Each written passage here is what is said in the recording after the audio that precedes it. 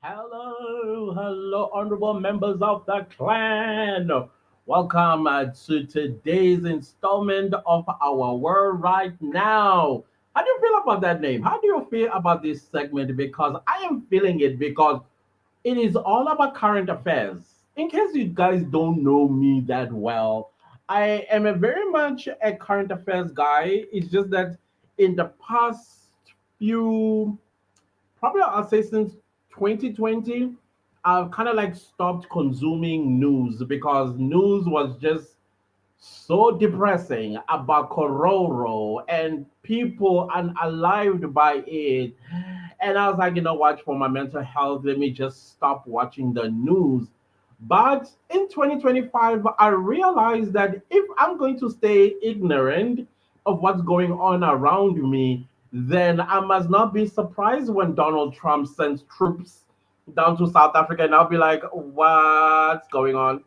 So I need to understand what's happening.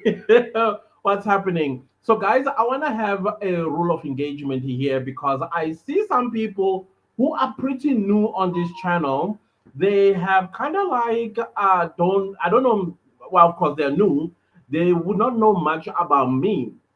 So when I speak, guys, I do speak very quickly. Some of you guys who have been here on this channel will know that I have a very fast-paced brain, mind. It's like this. So in order for me to make sense, I need to race with it. Because if I'm going to speak slow, everything that is moving in my head now it will be way ahead of me, so much so that when I start speaking you are going to be like, what are you talking about? I'll be confused myself. So when I speak fast, I'm not speaking fast because I'm having fun with it. I'm just racing with my brain to catch up on what it's thinking. So when you're going to come in my comment section and say you speak too fast, what am I supposed to do? And speaking of people trying to change me, I also seen some people who say, "Hey, you need to change this. Hey, you need to change that." Oh, what's next? You're gonna ask me to change the skin tone of my face? Is that what's the next thing you're gonna? I am a grown man, guys. I am a grown man in my 40s already. There is no way ukuthi ngizovumela enye indoda ingilawule. Never, ever. Ngoba angizi kuwe ngithi, oh, I don't like the color of your bedroom. Oh, your bed is way too big. Imagine me coming into your house and telling you that. Can we respect each other? Please, I am who I am. I can't change it. If you have the millions of rands for me to do some changes, hey, I will still tell you to go stick it up because I like who I am. I like everything about me. And if you don't like it, tough. This is social media. There are so many other channels that you can go to if this one is not something that you appreciate. Don't try to change me. I'm going to retaliate. That's a promise. Anyways, guys, I don't want to be too combative. I want to talk about some several issues that were suggested by one of you guys in the comment section. Like I said, on my community page, every single day, I'm going to put what's on your mind, and then you guys can make suggestions what we can talk about today. And it's got to be current affairs. Oh, yeah, the last people. And I understand those people, they've been around on this channel. These are honorable members of the clan. They are used to Senzo Meiwa. And the moment I switch and start talking about a different topic, especially when it has something to do with politics, they'll be like, oh no, don't talk about politics. Listen, the entire Senzo Meiwa case is political. So if you're saying don't talk politics, that means don't talk Senzo Meiwa because politics is very much involved in this matter, whether we like it or not. So unfortunately, if you don't like these topics, you can excuse it or excuse the channel until the 14th of April when I strictly will be doing Senzo Meiwa. So please, I beg, can we stop telling a grown man to stop? You know the word when you say stop doing this, you tell that to a child, stop doing that. And then you explain why the child must stop doing that. I am a grown man to you for any other grown person to tell me to stop. All right, let's go on. So the suggestions that we should talk about is M323, M23, Trump, the Sona 2025 load shedding.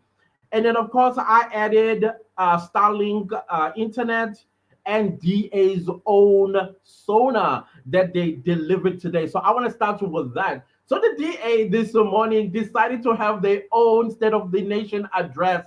I get it. They are the second largest political party in parliament, and therefore they are going to be a shadow government of some sort. And they are going to drop their own pain points about the things that they are going to do as the Democratic Alliance within the GNU. And of course, John Staceyhazen did not hold back. Now, I was listening to everything. You guys, seriously, stuff that we've heard, I don't know how many times. I don't know how many times, but I want to talk about something that is been sitting on my mind for a while. You know, our education system, and sometimes you guys do see the products of our education system in the comment section of my channel. And then all you do is just like, wow, the provider, I must give it to you. But everything else, you seem to be going that direction while the rest of us are going to a different direction. That is the result of the Andrew Mutega education system. It has produced people that are not critical thinkers. And because we are designed not to be critical thinkers in the education system. Hey, listen, I come from an education system that created geniuses in this country. Yeah, I'm talking about, yes, some of us might be like, oh, Clancy, but you're talking about the apartheid education system. Yes, that's the one I'm talking about before the ANC meddled with it. All that ANC had to do was to look at this wheel. Does it need changing? No. All it needed to do was to spread it across where there used to be bunch of education so that black people as well have the opportunity to produce geniuses out of that education system. And if you think I am out of what do you call this, out of hand with this one, look at Dr. Chris Barnard. Look at Chris Barnard. Look at the architects of apartheid. Hey, let's leave all that. Let's look at Elon Musk, who comes from Pretoria Boys High School, which, by the way, used to be my boys' high school biggest competitor. No, our biggest competitor was that boys' school. I forgot its name. By somewhere just a little after Berea in you see Yeovil Berea. Yeah, that's that boys' school on the other side. Yeah, that used to be our biggest competition, but I digress. Now he comes from there, and that education system is the same education system that produced him, who is now the richest man in the entire world, worth $400 billion.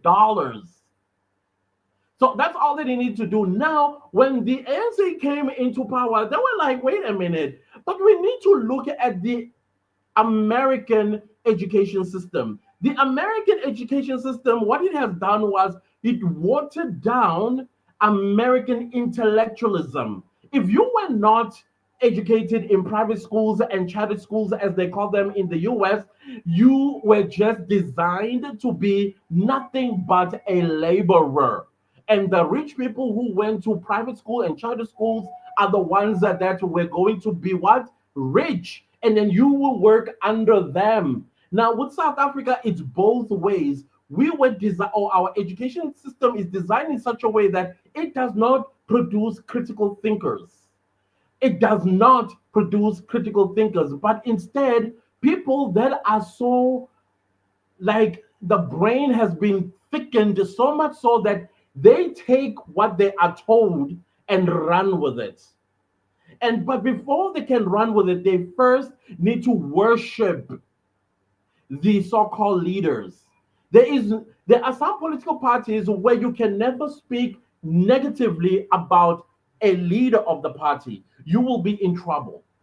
And if you are a threat in some political parties in South Africa, you would be considered a threat. And in some instances, which is a worst case scenario, pew pew, because you are threatening some dude who thinks to resolve issues or to compete with somebody, or when there is a war of ideas, they think that, oh, I'm losing, and the only thing that for me to be remain there is to remove this so-called competition.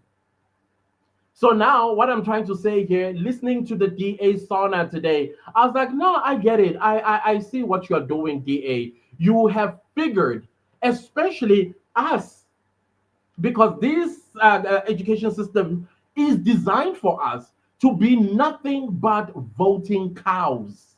That's what this education system was designed for. The ANC did not foresee any other political party rising. They always thought they were going to be the begin all end all through eternity. They never thought that at some point South Africans will be like, wait a minute, no, no, no, no, no. And then we gave them 40% in the 2024 general election results. Now the DA is like, this is our opportunity now that seemingly the ANC is being cast aside because some South Africans are becoming smart, or the smart ones are making the dumb, not the dumb, sorry, the watered down, sorry, the watered down educated products to say, listen, if you are going to vote the ANC, do not wonder why the next 5 years you are going to remain unemployed. And they thought about it. And then same goes now the smart ones who have parents and uncles and grandparents that are still voting the ANC and saying, listen, if you are going to be voting for the ANC, when I am in the yard, you must know that it's because of your vote. And some parents were like, really? Yeah. And that's why they voted the way they did. Yeah, I get it. Some people say, no, that's because Umkhonto weSizwe came in. True. But still, these are the people who said, Angiyin Dao with the ANC. I am staying. But they went and voted for a different political party. So now the DAs, when you look at and you listen critically to the DA Sona, we've heard it all before. We've heard it all before. Same script, different casts. And then it was quite also interesting while I was listening to the DA's Sona, where they never mention anything that is affecting Black people today. Nothing. Because you know why? They are a political party who, I must say again, this is the old education system. Yeah, the apartheid education system. It produced intelligent people. Steenhuisen, from what I understand, he doesn't have a degree, but he does have a matric coming from the apartheid basic education that produced geniuses. We can never run away from that fact, ever run away from that fact. I might catch some smoke because of what I'm saying, but it's the truth. Because some of us are the product of that education system, and you can never pass anything by us without us first interrogating it. We are going to interrogate it. We want to understand it before we are accepted. If we don't, hey, ask the Gen Xers. These are the people that were born between 1964 all the way to 1980. You can never pass anything by us without us first saying, wait a minute, whoa, whoa. Let's look at it first. Sometimes some of y'all, you have parents who are Gen Xers, and when you go to them and ask something, you just know you are going to be challenged. And you go there already thinking, especially when you're doing homework, you go to your father or your mom and say, hey, at school I was giving this homework, and the homework is about this. I would like you to please help me. Instead of your parent, who's a Gen Xer, helping you with the homework, they'll be asking you questions. What do you understand? How can we implement or put into application, or how can you apply yourself in this? Some kids will be like, this is too much. My parents are not doing what they're supposed to be doing. Right? Why? Because we come from that education system.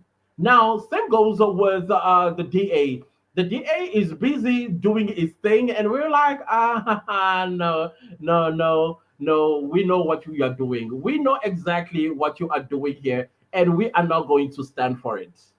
And again, you listen to the Sona FDA. They don't talk anything or say anything about illegal foreigners that are in South Africa, but instead they are telling us about what Dr. Schreiber is doing, which is commendable, by the way. I am super impressed with Dr. Schreiber because some of the things that I've said here with you guys on this channel before, that hey, let's digitalize home affairs.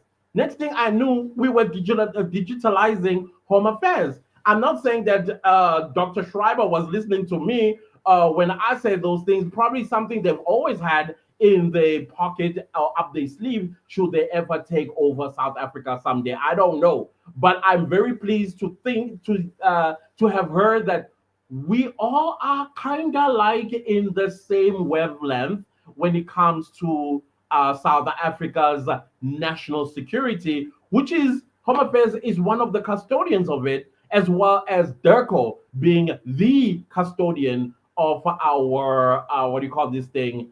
I'm sorry, guys. I'm also trying to multitask here with something.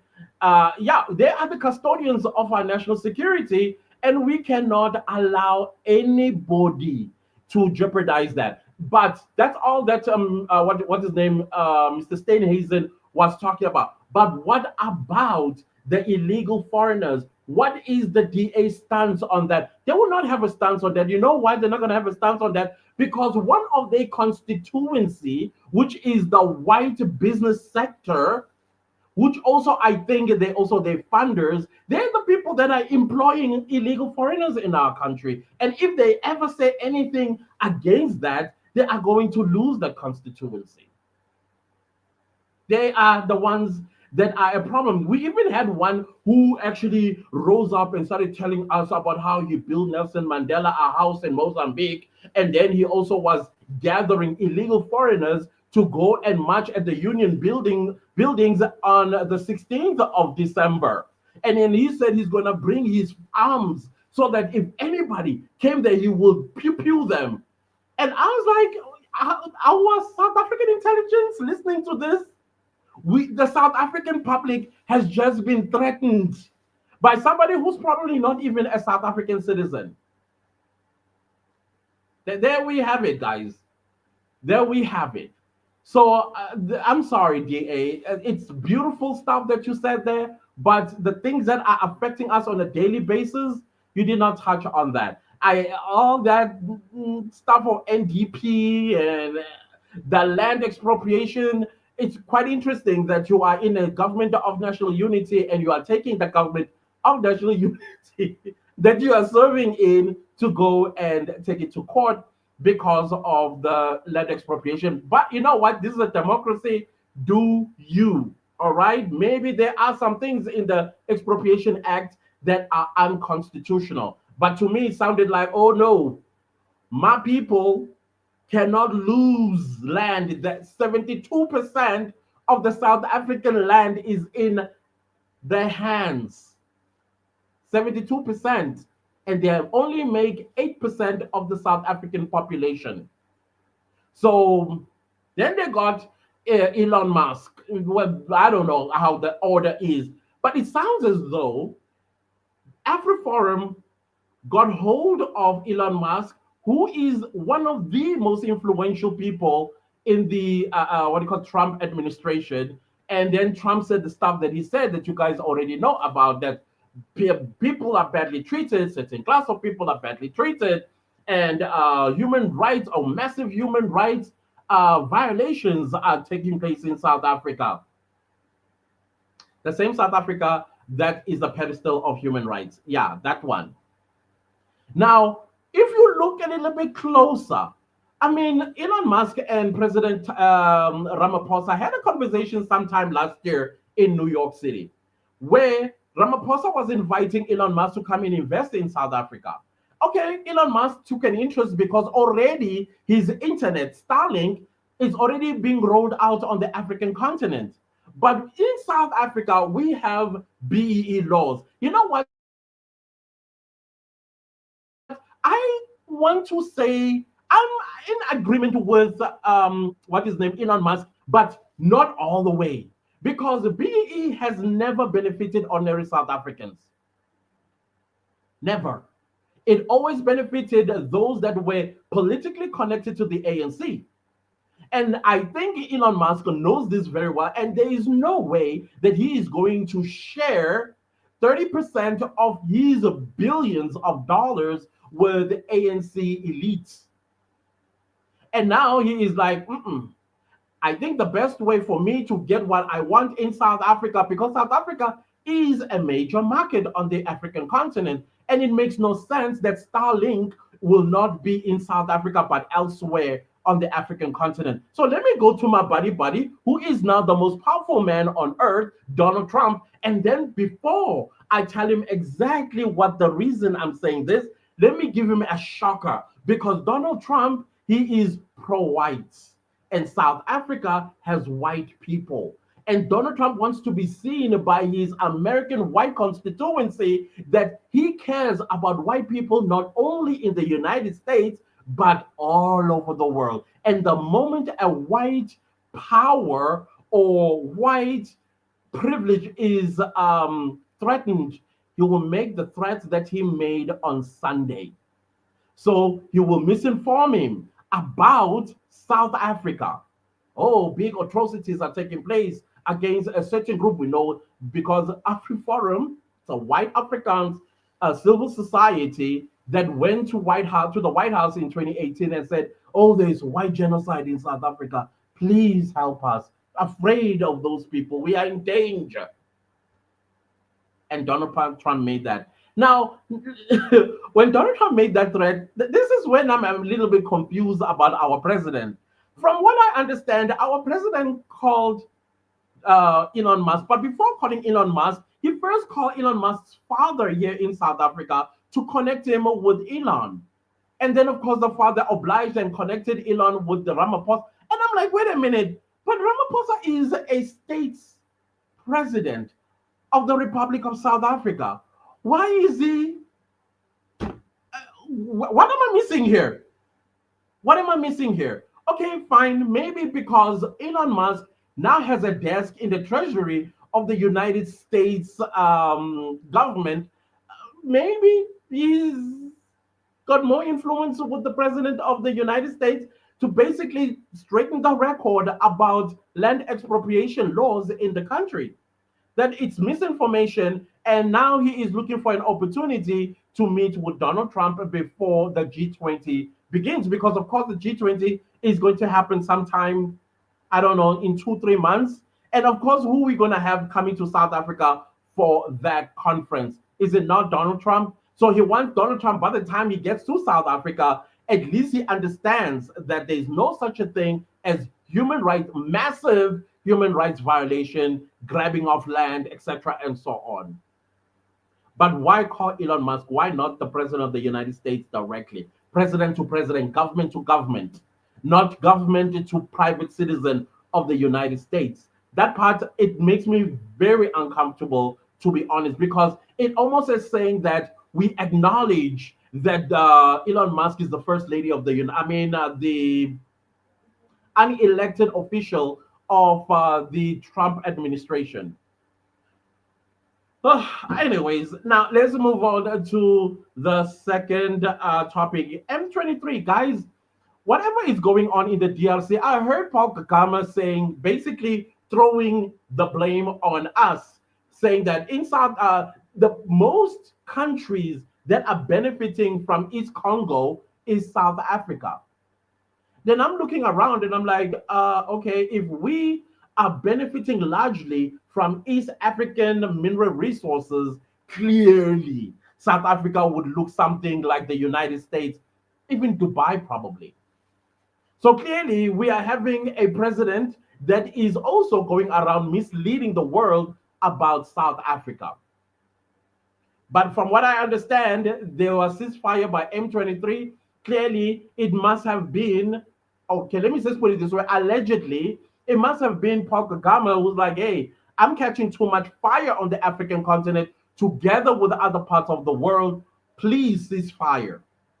And then there was ceasefire because now the conditions that were given to South African National Defense Force was, we will give you a corridor to leave East Congo. But when you do so, you are not leaving with your arms. Can you imagine all those expensive equipment that we have? We were going to have to ditch it so that M23 can let us out of Congo with our deceased soldiers. In fact, not deceased, fallen soldiers. That was crazy to me. To me, that was a declaration of war. That was a clear declaration of war. Even when the Kagame, is it Kagame? What's his name again? Paul. Let's just put him Paul. He did make a very brave threat to South Africa. And then I was on the map looking at what you call this at the Rwanda. Even Gauteng is a little bit bigger than Rwanda, the country as a whole. And then I was like, no, man, this man, he is trying to expand the country of Rwanda into the East Congo. Why? Because East Congo is the one that's more richer in mineral resources than the rest of Congo. It's crazy what is happening there. But there is ceasefire since I think yesterday midday or something like that. It was an abrupt ceasefire, which I don't know how we feel about that. For me, I feel like no, mfethu, you usiputsa inyama emlonyeni. You know, it was because a lot of South Africans were busy. Hey, South African, even myself, I was like, will a camouflage be considered as part of the South African military uniform type of situation? Because hey, a threat was sent our way, and as a South Africa, oh, the last time South Africa tried a military action, do you remember when it was and who almost did it? Yeah, the IFP president then, Mr. Mangosuthu Buthelezi, in 1996. I still remember this. I was doing 8th grade, I think, when we went into Lesotho. But Lesotho people were like, what? They chucked us out like this. Nelson Mandela, I think he was on his way, I think, to the United Nations. What? He had to come back. And oh, by the way, Mr. Buthelezi was the acting president that Nelson Mandela had put in place while he went on his international trip. He had to turn around and come back. So that was the last time. That was that last time, but we lost that one embarrassingly so, I must admit. And then let's go to load shedding. Load shedding, whew, you know, when I think about that, I want to, you know, when it happened, I didn't know because I had not read anything when it happened. When did it happen? It was a Friday, I think. Was it Friday? I think it was Friday. I didn't know. I thought maybe, oh, cable theft again, and we're gonna get electricity 3 days later, sometimes a week. No, when I started going down, looking what's going on, load shedding is back, and I'm like, load shedding is back. Well, apparently there was a broken down generator or something. And you know what? I must agree with the DA in the Sona that maybe the time has come. And I know Kosatu is going to be all over this one. Say, oh, but Kosatu for the past 30 years, the so-called solutions, where are they? Where are the results? So now that we know this side of the coin where our parastatals have completely failed, now let's try the other side of the coin by privatizing, or at least part privatizing, some of our parastatals, including Eskom, South African Airways, Denel, shall I go on? You know, Transnet. Let's try that side or other side of the coin and see what might happen. Because I am telling you, from where I am sitting, jobs will be created. We will have a stable supply of electricity, which is a biggest element when it comes to economic development in any country. Water and electricity. These are the two things that we run out sometimes. And then South African citizens are like, oh, we're going to listen to COSATU. COSATU has never resolved anything for us. They stop things, and then, okay, we wait and wait and wait. But instead, things just goes even way further down, and people begin to be retrenched, losing their jobs in the hundreds of thousands. Now, let's try the other side of the coin. Let's see if in the next 10 years we will see load shedding again. Let's see.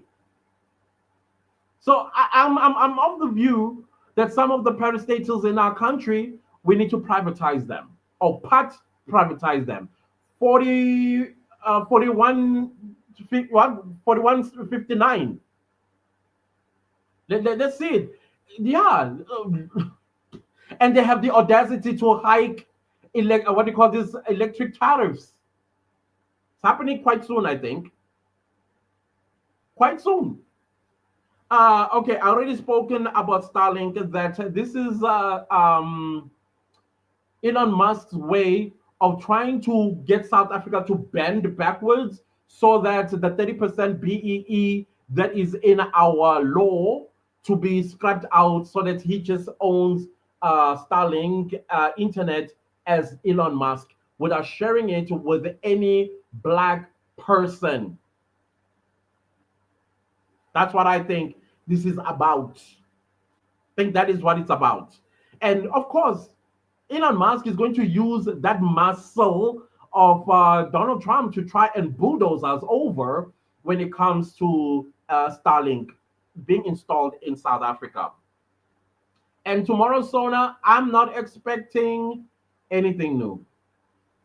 I'm not expecting to hear fireworks, but I must also say there are a lot of things that I've been impressed about when it comes to the GNU. But I feel like the things that I've been impressed about, they were just, let's appease that, or let's be seen to be doing something, especially when it came to illegal foreigners. Because the main culprits that South Africans want out of this country, they are relaxed. I didn't see Peace Airline filled up in Ora Tambo International Airport and heading west. No, they're still here. They're still in charge, dilapidating our country, still kidnapping our children, still selling white powder, still doing the old stuff that we're always doing.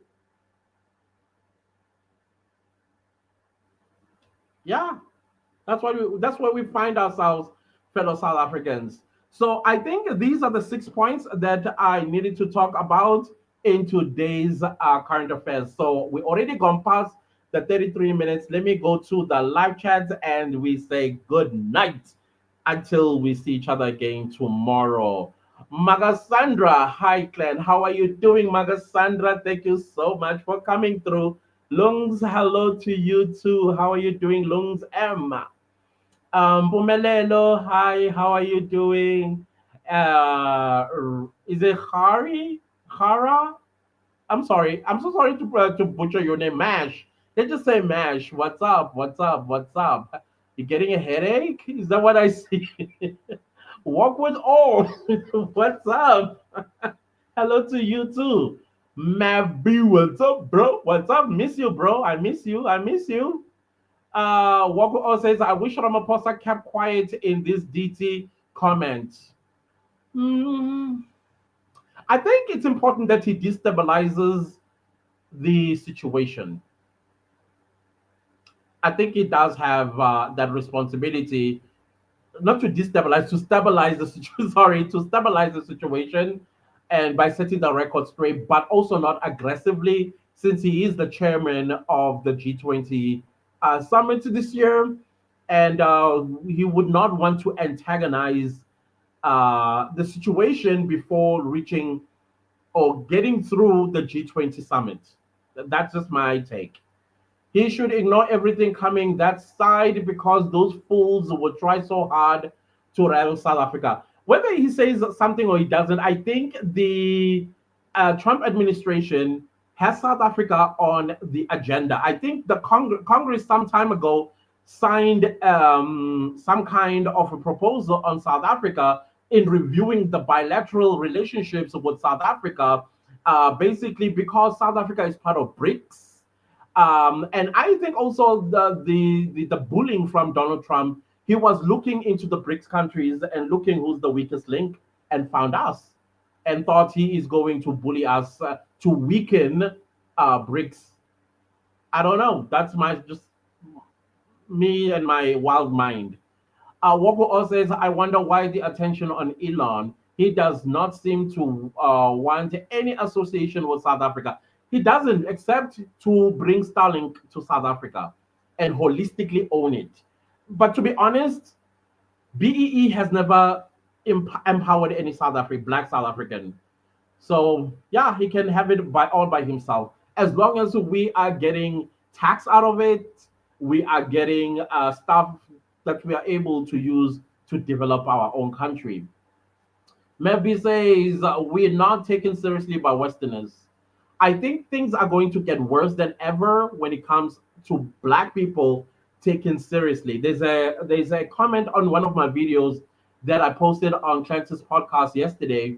I'm gonna read to you what they are saying, and I kind of like agree with that.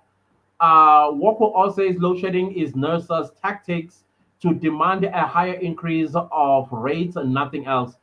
They are definitely playing politics with us. Definitely. Merv says we really need competition in power supply. Definitely. Definitely. Merv says Sona 25 will say nothing about entertainment and the youth of this country. Absolutely.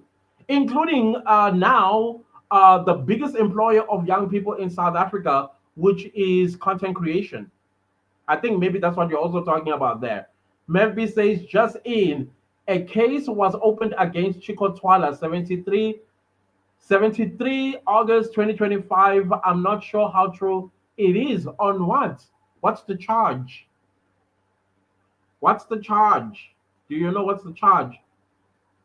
I just want to read you guys this comment just to kind of like agree with Woko or is it Woko or no would Mev be about how the Westerners are not taking us seriously. And now my internet, I don't know if you guys can still see me.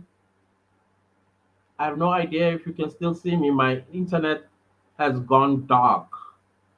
Man, I was hoping this doesn't happen. I'm still around. Please say something if you can see me. If you can see me, please say something. Just want to pull up this comment. And I thought, makes sense.